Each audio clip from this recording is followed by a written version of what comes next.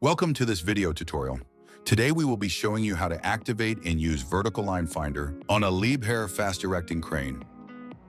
The vertical line finder supports you to raise and set down loads level without diagonal pull or swinging.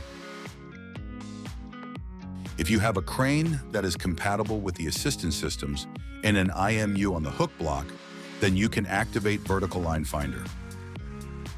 Here at our training site, you can see our crane operator with a fast-erecting crane equipped with vertical line finder. To raise the load without it swinging, the crane operator presses and holds the button on the left joystick. The vertical line finder symbol appears on the display. At the same time, he lifts the load with the right joystick. The IMU on the hook block detects whether there is any diagonal pull. The crane reacts and moves the trolley and slewing gear automatically until the load hook is exactly above the load center of gravity. The crane corrects itself. You don't need to do anything.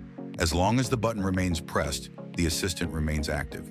You can see this with the symbol in the display of the radio control. The result, the load is pulled upwards vertically. No diagonal pull, no dangerous swinging.